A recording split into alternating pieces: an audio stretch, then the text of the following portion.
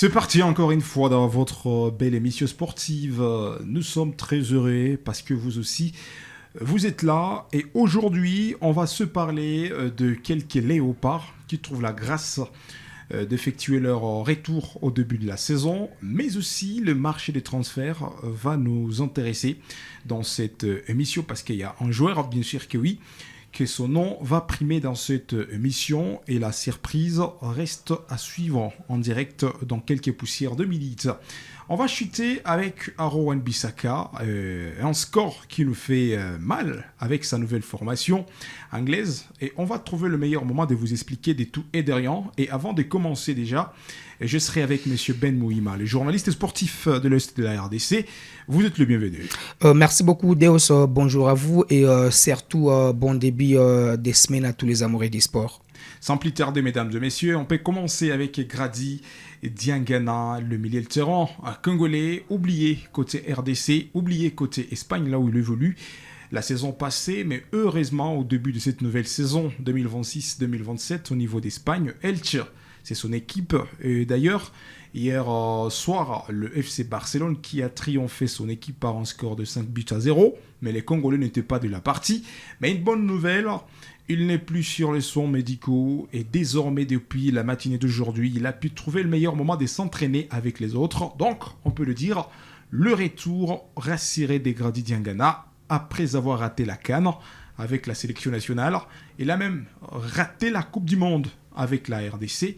Et le voilà au finish. Grady Diangana, une bonne nouvelle qui tombe. Désormais, il sera de la partie sur le tapis au niveau d'Europe. Une très bonne nouvelle pour d'abord les clubs de Elche parce que Diangana, c'est quand même des joueurs appréciés dans cette formation. C'est une bonne nouvelle également pour l'international congolais lui-même, Diangana, mais également pour les léopards de la RDC. Parce que pendant la pré-saison, Grady Diangana a été tellement utilisé par son équipe. Et dès le début de la saison, il se blesse, il est à l'infirmerie. En tout cas, personnellement, ça m'a fait très mal quand j'ai appris cette nouvelle, cette blessure de Grady Diangana. Mais heureusement qu'il est désormais de retour. Donc, c'est à lui de profiter de son retour pour mettre tout le monde d'accord afin de signer son comeback dans l'équipe nationale. Les profils de Diangana manquent tellement à l'équipe nationale de la RDC. Malheureusement, cette série de blessures ne permet pas aux Congolais d'être réguliers dans la tanière des léopards. Donc, c'est parmi les joueurs qui ont vraiment regretté de suivre la Coupe du Monde à la télé, puisque vu son talent, quand même, Diangana méritait une place dans l'équipe nationale de la RDC. Malheureusement, il était à l'infirmerie, il n'a pas eu un temps de jeu suffisant. Donc, comme il est de retour, je pense qu'il va bénéficier d'un temps de jeu pour séduire de nouveau Sébastien Desabre afin d'être présent pour cette trêve internationale du mois de septembre. En tout cas, je me dis que Sébastien Desabre aura un vrai casse-tête pour constituer sa liste, parce que c'est une liste qui est tellement entendue par les Congolais, avec surtout les binationaux qui ont été annoncés par les team managers d'Odolando. Et bien sûr que oui, alors nous souhaitons bon retour à Grady Diangana, l'international congolais qui commence déjà le séance d'entraînement dans son club espagnol. Elche, on peut aussi parler un peu de cette page de marché des transferts. Une bonne nouvelle depuis ce week-end. Gilles Ahoka rejoint son compatriote Noah Sadiki à Sunderland. Une ascension qui nous intrigue. Imaginez-vous un joueur qui n'a jamais goûté la Lina Foot dans son pays. Et là, nous sommes en train de voir la RDC, parce que quand on parle de la Lina Foot, c'est la première division congolaise. Il n'a jamais joué dans un club africain et voilà, déjà, il signe un contrat majeur au niveau d'Europe et surtout en Angleterre, dans une belle formation qui va jouer cette saison l'UEFA Europa Liga Sunderland. Je ne sais pas comment vous voyez ce marché des transferts. C'est en tout cas la bonne nouvelle que j'ai eue ce week-end. Donc, en tout cas, j'étais aux anges avec cette information que j'ai lue sur les réseaux sociaux du journaliste spécialisé dans les transferts, Fabrizio Romano. Donc, Gilles Aoka, c'est l'exemple en tout cas d'une montée en puissance. Et moi, en voyant le parcours de Gilles Aoka, c'est presque le parcours pas même, c'est plus que même les parcours de Chancel Mbemba, parce qu'au moins Chancel Mbemba, lui d'abord, il quitte les pays après un parcours à l'FPFKIN, les championnats locaux de Kinshasa, avec la formation d'FC MK, et puis il rejoint l'équipe d'âge d'Anderlecht pour s'imposer en Europe jusqu'aujourd'hui et aller d'ailleurs en Asie. Mais pour Gilles Aoka, il n'a pas mis du temps pour séduire tout le monde. Gilles Aoka, déjà en 2024, il joue la deuxième division du championnat, la deuxième division du championnat national de la RDC. Après 2005, il rejoint l'équipe réserve d'Antwerp. 2026, il ne joue que 2 matchs en Jupiler Pro League pour séduire les dirigeants de Sunderland qui ont le rôle désormais, et que ce dernier va concurrencer des joueurs comme Noah Sadiki, parce que tous les deux sont des milliers récupérateurs de formation. Mais Noah Sadiki peut être repositionné des fois dans un match comme un meneur DG ou un milieu gauche. Donc coup de chapeau certainement à ces jeunes Gilles Aoka. C'est d'ailleurs, pour moi, c'est la révélation du tournoi Maurice Révélo, où la RDC était demi-finaliste, et puis c'est un jeune qui est leader. Partout il est passé, il est capitaine. Au pays, avant de rejoindre l'Europe, il a été capitaine. Avec les Léopards de moins de 23 ans, il a été capitaine. Donc, il faut dire que la relève dans l'équipe nationale est certainement bien assurée avec ces tels joueurs. Donc, je ne peux que souhaiter bonne chance à ces jeunes, parce que c'est la Prima Liga. Là-bas, il aura une forte concurrence. Et avant d'ailleurs son départ, pour ces 2 matchs joués en Belgique, on commençait à l'appeler Messieurs les récupérateurs. Donc, en tout cas, c'est un vrai bagarreur, ces gars. Dépasser ces gars dans un duel, c'est tellement difficile.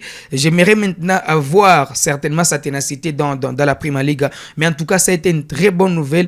Et si il a enchaîné déjà des matchs avec Sunderland, je suis en train de voir ces jeunes rejoindre l'équipe nationale de la RDC dès la trêve internationale du mois de septembre. Et bien sûr que oui, on peut l'espérer en tout cas, parce que pour lui, il n'y a pas de complication de soi-disant il n'est pas éligible. Parce que lui, c'était direct. C'est un jeune qui est venu de la RDC, et c'est un capitaine de la sélection des moins de 23 ans. Donc, en tout cas, il est tellement éligible. Merci beaucoup, mesdames et messieurs. Vous pouvez laisser vos commentaires sur ces jeunes joueurs, en tout cas. Gilles Aoka, désormais, il sera dans la Prima Liga anglaise. Alors, sur cette information qui se base de marché des transferts, on peut vous parler aussi de Willy Kambwala. Depuis la semaine passée, on était ici en train de se parler à ce qui concerne son marché des transferts. Désormais, il n'est plus dans Villarreal. On va commencer à le suivre en Como, l'équipe de la première division italienne de la Série A italienne. Je ne sais pas si c'était un meilleur choix de quitter l'Espagne, laisser la Liga pour aller jouer en Série A italienne avec Como pour Willy Kambwala, âgé de 21 ans. C'est une nouvelle expérience. Moi, je ne peux pas juger ces jeunes par rapport au choix, mais j'aimerais les voir briller, avoir un temps de jeu suffisant. Il revient d'une blessure où c'était difficile de s'imposer dans cette équipe de Villarreal, qui est une équipe aussi très exigeante en termes des rendements. Donc pour moi, signer dans cette équipe italienne, c'est un rebond, une occasion pour les Congolais de répartir sur les nouvelles bases, avoir un temps de jeu suffisant pour trouver un club de haut niveau. Il n'a que 21 ans, donc les voir rebondir dans un club pareil, c'est trouver un temps de jeu suffisant pour séduire des grandes formations, mais également séduire les sélectionneurs nationaux parce que ce dernier a déjà dit oui à l'équipe nationale de la RDC. Mesdames et messieurs, avant de terminer cette émission, on va clôturer ça avec une seule question. Bien sûr, beaucoup de personnes attendent jusque-là la liste que Sébastien Desabre doit publier pour cette trêve de mois de septembre. Pensez-vous qu'il y aura sur cette liste les joueurs comme Arthur Maswaku, Meshak Elia, de joueurs comme Simon Banza, parce qu'on est au début de la saison, mais la concurrence côté Léopard reste au zénith. Bon, sur les couloirs gauche, je pense que Joris Kayembe et Maswaku ont encore leur place dans l'équipe nationale. En attendant l'arrivée de Jordi Makengo, lui c'est 25 ans et titulaire indiscutable avec Fribourg et aujourd'hui courtisé par la formation de Monaco. Donc il a déjà dit oui à l'équipe nationale, mais jusque-là il n'est pas encore éligible. Voilà pourquoi je dis que les deux joueurs ont encore leur place sur ces couloirs, malgré qu'il y ait également l'intérêt de Marc Bola de venir rejoindre l'équipe nationale, ou encore les jeunes frères à Kaloulou qui a récemment signé avec la formation d'Angers, Joseph Kaloulou, qui a été sur les bancs de touche lors de la défaite de son équipe. Donc ces deux ont encore leur place. Alors côté Meshak Elia, Simon Banza, donc là j'ai beaucoup de peine pour Meshak Elia, au cas où Sébastien Desabre faisait appel à Stéphie Mavidi Dider. Je lis certains commentaires déjà des gens dire que Mavidi a un niveau supérieur que Meshak Elia. Il faut voir comment convaincre ces joueurs pour rejoindre l'équipe nationale. Donc c'est là où j'ai encore des doutes sur les cas de Meshak Elia. Et surtout que dans son club, il est devenu un joker d'élix. Il n'est pas titulaire indiscutable avec la formation turque. Simon Banza, les rivales dans l'équipe nationale encore, oui, parce que il est en train de marquer, il est titulaire indiscutable. Quand on sait que Fisto Maele, lui, a signé récemment et n'a pas encore joué un moindre match avec son club. Donc, voir Simon Banza dans l'équipe nationale, moi, je pense qu'il a encore sa place pour moi. Alors, merci à vous, messieurs Ben. C'était un plaisir de partager ces plateaux sportifs avec vous. Merci beaucoup et surtout merci à tous ceux-là qui nous ont suivis. Mesdames et messieurs, on reste ensemble. Abonnez-vous, partagez les liens de la vidéo. Et si vous avez des questions à nous laisser, faites-les dans les commentaires. On sera ici pour vous répondre. Le football est facile, mais difficile de jouer foot.